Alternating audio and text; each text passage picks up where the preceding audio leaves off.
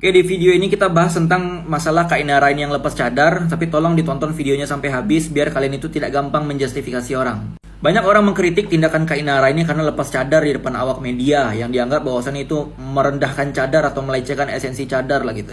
Ya bahkan ada narasi yang seakan-akan mengatakan bahwasannya Kak Ina Raini lepas cadar karena takut rezekinya berkurang dari Allah Subhanahu wa taala. Saya berusaha untuk husnuzon saja kepada teman-teman kita yang mengkritik Kak Ina Raini ya. Karena saya mikirnya mungkin itu salah satu cara orang itu untuk menjaga esensi cadar agar tidak direndahkan di kemudian hari nanti.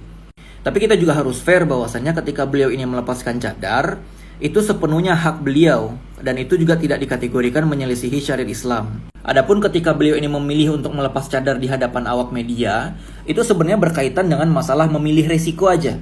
Ya, kalau beliau ini lepas cadar di hadapan awak media, risikonya mungkin ya kena kritikan dari kalian-kalian ini, ya. Nah, kalau seandainya beliau ini lepas cadarnya secara diam-diam dan tiba-tiba aja itu udah nggak bercadar lagi, nah itu justru akan memunculkan spekulasi-spekulasi yang ujung-ujungnya itu muncul masalah baru gitu. Dan masalah ini tidak bisa kalian samakan dengan oknum selebgram bercadar yang sering menyalahgunakan cadar untuk kepentingan materi. Nah, ini beda kasus nih soalnya. Kalau kalian sering main di akun Instagram saya, pasti kalian tahu bahwasannya saya ini adalah anak psikologi yang juga sering ketemu dengan masalah-masalah seperti ini. Dan kebetulan juga saya sering mengkritik cewek-cewek bercadar yang nyeleneh-nyeleneh itulah, ya. Yang kalau bercadar suka tebar pesona gitu, pakai softline yang ukurannya segede masalah negara. Ya udah gitu tengah malam live nggak jelas gitu, udah jadi biduan dia di tengah malam itu. Ya pokoknya sering lah saya mengkritik oknum-oknum bercadar yang nyeleneh gitu ya.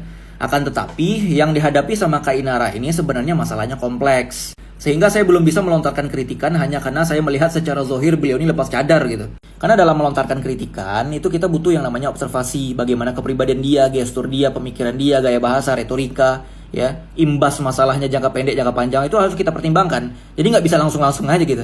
Maka kalau titik poin yang kalian kritik itu adalah segala sesuatu yang berkaitan dengan pelepasan cadar beliau, mau itu di hadapan awak media, mau itu keputusan, mau apa alasan segala macam. Sebenarnya kalau itu poin kritikan kalian, yang sedang kalian kritik itu adalah buah masalah dari akar masalah yang tidak terselesaikan. Ya, saya ulang sekali lagi, itu adalah buah masalah dari akar masalah yang tidak terselesaikan. Maka kalau seandainya kalian itu fokus sama buah masalahnya, sedangkan akarnya tidak kalian selesaikan, itu justru masalah itu akan timbul lagi pada ranting yang berbeda. Gitu. Seharusnya kalau kalian ingin menyelesaikan masalahnya dari akarnya diselesaikan. Ketidakpahaman akan akar masalah dengan buah masalah ini sering terjadi di beberapa anak hijrah gitu ya. Karena saya lihat beberapa anak hijrah itu punya kebiasaan segala sesuatu tuh pengen dinasihatin aja. Termasuk teman dia yang masih pacaran gitu. Nah, teman dia yang masih pacaran ini ngaji juga enggak, sholat juga enggak, baca Quran belepotan. Tiba-tiba dia yang baru hijrah ini ujuk-ujuk nasihatin pakai dalil la taqrabuz zina.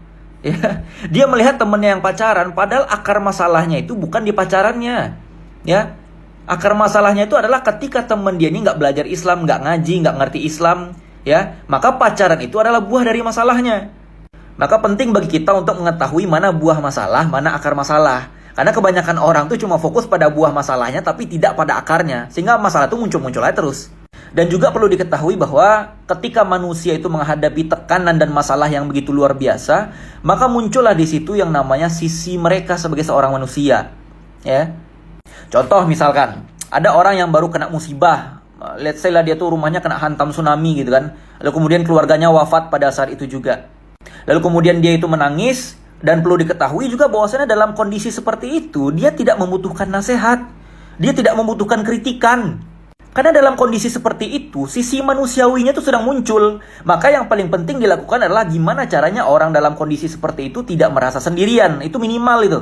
Begitu juga dengan masalah yang dihadapi sama Kak Ina Raini. Yang sedang muncul itu sebenarnya sisi manusiawinya beliau. Makanya ketika kalian melontarkan kritikan dalam kondisi beliau ini seperti ini, ya apalagi sampai ada ibu-ibu yang bercadar hitam itu yang terlalu barbar dalam mengkritik gitu ya.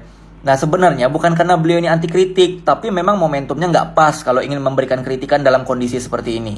Maka yang paling bijak itu adalah gimana caranya kalian itu bisa mentransfer energi positif kalian kepada beliau ini, ya. Gimana caranya kekosongan jiwa yang ada dalam diri beliau ini bisa terisi lewat energi positif yang kalian transfer. Sehingga kepingan puzzle kehidupan beliau itu bisa tersusun dengan baik, dan itu yang menjadi salah satu wasilah kembalinya kebanggaan identitas beliau sebagai seorang muslimah. Saya tidak mengajak kalian untuk menyepakati cara saya bersikap pada kasus semacam ini, dan saya pun berbaik sangka atas kritikan yang kalian lontarkan. Karena saya berpikir bahwasannya itu adalah tanda kepedulian kalian terhadap cadar. Dan saya pun tidak bertepuk tangan atas pendegradasian nilai-nilai agama yang diterapkan oleh seseorang. Tapi yang jelas, memahami momentum itu jauh lebih prioritas daripada kalian itu langsung-langsung melontarkan kritikan. Ya, karena kalau seandainya kalian itu sulit memberikan maklumat kepada saudara-saudara kalian yang sedang ada masalah, saya berharap, saya berdoa supaya suatu saat nanti kalian tidak merasakan hal yang sama aja.